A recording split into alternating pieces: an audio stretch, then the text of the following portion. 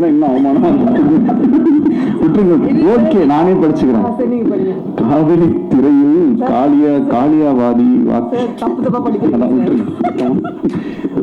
எல்லாருக்கும் ரொம்ப சந்தோஷம். ஒரு நிமிஷம் மேடம், விட்டுருங்க மேடம் ப்ளீஸ். அவர் வேற போயிட்டாரு சார், எஸ் சார் போயிட்டாரு. சார் வெயிட் பண்ணுங்க சார், அவங்க தப்பா நினைச்சுப்பாங்க சார், நான் ப்ரிப்பேர் பண்ணலன்ட்டு. காதலை திரையில் கேட்கல என்ன சொல்லுங்க.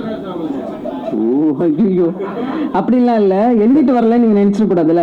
காதலை திரையில் கவிதையாய் வடித்தவர், கலர்ஃபுல் காட்சிகளில் கனவுகளை படைத்தவர், போடா போடையில் துள்ளி குறித்த இளமை, நானும் ரவுடிதான் என்று சொல்லி ஜெயித்த பெருமை, எளிமையான வரிகளால் இதயங்களை தொட்டவர், பாடல் ஆசிரியனாய் பாட்டிலேயே மேஜிக் செய்தவர், இயக்குனராய் இவர் ஒரு ட்ரீம் மேக்கர், வசனங்களில் இவர் ஒரு ட்ரெண்ட் செட்டர், காத்து வாக்குல தனது காதலை சொல்லி நயன்தாராவின் இதயத்தில் இடம் பிடித்தவர், முகத்தில் தெரியும் செல்மிஷ அரட்டை, இவருக்கு உலக உயிர் குழந்தைகள் இரட்டை, தானா சேர மாட்டார் சேர்ந்தால் விடமாட்டார், தமிழ் சினிமாவில் பலரும் பொறாமை கொள்ளும் சின்ன சிரிப்பில் மக்களை சிறைப்பிடித்தவர், காப்பீடு கம்பெனியின் காரணக்கர்த்தா, 2040 காதலில் இன்சூரன்ஸ் பண்ண lovable man, director producer Vignesh Sivan அவர்களை பேச அழைக்கிறோம். Thank you so much. நேற்று ஒரு இன்டர்வியூவில் நான் சொல்லியிருந்தேன், இந்த ஒரு ஸ்டேஜில் ஒரு வடிவேல் ஃபைட்டில் வந்து அவர் எப்படி கப்பை வாங்கிட்டு நியாயமாக இந்த கப்பு எனக்கு தான்டா சொந்தம், நான் எவ்வளோ அடி வாங்கியிருக்கேன் பாடுறான்ற மாதிரி இந்த படம் ரிலீஸ் ஆனதே வந்து எனக்கு ஒரு பிளாக் பஸ்டர். இந்த படம் ரிலீஸ் ஆகிடுச்சு, அதுவே எனக்கு வந்து ஒரு பெரிய பிளாக் பஸ்டர் தான், எனக்கு ஒரு ஹிட்டு. ஏன்னா எப்பயுமே கொஞ்சம் கனவு பெருசாக இருந்துச்சுன்னா அது கொஞ்சம் கஷ்டமாக தான் இருக்குது. ஸோ நம்ம நிறைய தடவை என்னென்னா சுற்றி இருக்கிற சூழ்நிலைகள் காரணமாக எது கொஞ்சம் ஈஸியாக எது கொஞ்சம் சுலபமாக நடக்குமோ அப்படின்ற மாதிரி நம்மளே வந்து நம்மளுடைய கம்ஃபர்ட் ஜோன். இப்போ எனக்கு வந்து இப்போ என் வாழ்க்கை வந்து ரொம்ப ஒரு கம்ஃபர்ட் ஜோன் தான் இருக்குதுன்னு சொல்லலாம் கடவுளுடைய அனுகிரகத்தால். ஆனால் அதே அந்த கம்ஃபர்ட் ஜோனில் எத்தனை படம் வேணாலும் லைஃப்பில் நம்ம பண்ணிகிட்டே போயிட்டே இருக்கலாம். பட் அந்த கம்ஃபர்ட் ஜோனை பிரேக் பண்ணி நான் இருந்த ஒரு சுச்சுவேஷனே வந்துட்டு எனக்கு கொஞ்சம் என் மேலே பெருசாக நம்பிக்கை இல்லாத ஒரு சுச்சுவேஷன்லாம் இருந்துச்சு. அந்த மாதிரி ஒரு சமயத்தில் ஒரு கம்ஃபர்ட் ஜோனில் இருக்கிற ஒரு ப்ராஜெக்டை கை வைக்காம எனக்கு வந்து என்னை சேலஞ்ச் பண்ணிக்கக்கூடிய விஷயம். இந்த படத்தில் வந்து ஒரு ஃப்ரேம் கூட என்னால் ஈஸியாக எடுக்க முடியாது. சும்மா கேமரா எடுத்துகிட்டு போனால் ஒரு இடத்துல வச்சோன்னா அது வந்து ஒர்க் அவுட் ஆகாது.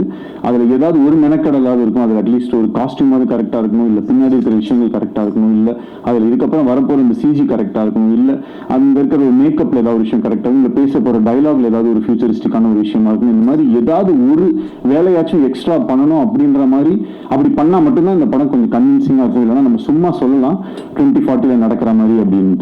அப்புறம் இப்போ இந்த ஃபிலிம் ரிலீஸ் ஆச்சு. ரிலீஸ் ஆகும்போது நிறைய நல்ல ரிவ்யூஸ், நிறைய பாசிட்டிவான ஃபீட்பேக்ஸ், நிறைய பாராட்டுகள் அதெல்லாம் இருக்கிற அதே சமயத்தில் சில பேருக்கு வந்து இந்த ஃபிலிம் வந்து கொஞ்சம் ஸ்லோவாக இருக்குது, கொஞ்சம் லேக்காக இருக்குது, இந்த மாதிரி சில விஷயங்களுமே வந்து நான் பார்க்க தான் செய்கிறேன். ஸோ எப்பயுமே இந்த மாதிரி ஒரு ஹை கான்செப்ட், ஒரு ஏதாவது ஒரு கொஞ்சம் ஒரு ரெகுலராக நம்ம அந்த ஒரு அரைச்சமாவை அரைக்காமல் ஏதாவது ஒரு புதுசாக ஒரு விஷயம் சொல்லணும்னா அதற்கான இப்போ ஒரு ஃப்ளைட்டில் நம்ம ஏறணும்னா முதல்ல வந்து அந்த சீட் பெல்ட்டை போடுங்க, இந்த இதை பண்ணுங்க, அதெல்லாம் சொல்லும்போது கொஞ்சம் அந்த இடத்துல ஒரு தொய்வடைய தான் செய்யும். பட் அந்த ரூல்ஸ் எல்லாம் தெரிஞ்சதுனா தான் அதுக்கப்புறம் இருக்கக்கூடிய விஷயங்கள் இருக்கும். ஸோ படத்தில் சில இடங்களில் சில காட்சிகளில் வந்துட்டு கொஞ்சம் மெதுவாகவோ இல்லை கொஞ்சம் புரிய வைக்கிறதோ. ஏன்னா ஒரு திரைப்படம்ன்றது ஒரு வெறும் ஒரு கொஞ்சம் பேர் மட்டும் பார்க்கக்கூடிய விஷயம். அதாவது எல்லா ஏஜ் குரூப்ஸ், எல்லா விதமான மக்களுமே வந்து பார்ப்பாங்க. அப்போ அவங்க எல்லாருக்குமே வந்து அந்த விஷயத்தை நம்ம எப்படி கடத்துறோம் அப்படின்றதுக்காக எல்லாத்துமேலேயுமே நம்ம வந்து கொஞ்சம் டீட்டெயில் பண்ண வேண்டிய ஒரு கட்டாயம் இருக்கு. ஸோ அப்படி இருக்கும்போது ஓவராலாக அந்த ஒரு ஃபில்மை நம்ம பேஸ் பண்ற விதமாகட்டும், சில விஷயங்களை நம்ம சொல்ற விதமாகட்டும், அதுக்கெல்லாம் வந்து நம்ம கொஞ்சம் எடுத்துப்போம். ஸோ அதை வந்து நான் ஒரு கன்ஸ்ட்ரக்டிவ் கிரிட்டிசிசமாக எடுத்திருக்கேன். அண்ட் அதை பார்க்கும்போது எனக்கும் சில விஷயங்கள் வந்து புரிஞ்சுது. பட் ஹேவிங் செட் இவ்வளோ விஷயங்கள் இருந்தாலும் தியேட்டரில் போய் இந்த படத்தை பார்க்கும்போது நான் நினச்சது வந்து ஒரு காதல் கதை.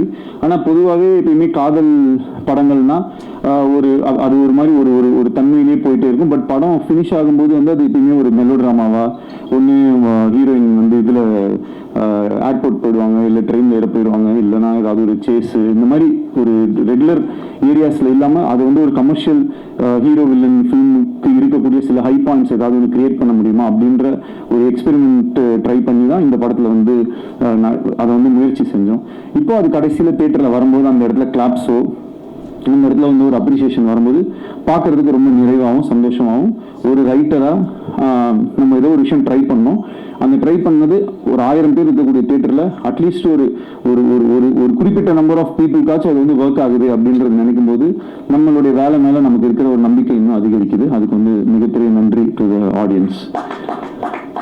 அப்புறம் இந்த படத்தை எடுக்கிறதுக்கு எனக்கு என்னுடைய ஃபர்ஸ்ட் பவர், இந்த ஃபிலிமை நான் பண்ணக்கூடிய இந்த படம் நடக்கிறதுக்கு காரணமாக இருந்தது பிரதீப்னால தான் இந்த படம் நடந்துச்சு. இல்லைன்னா இந்த படம் நடக்க சான்ஸே கிடையாது.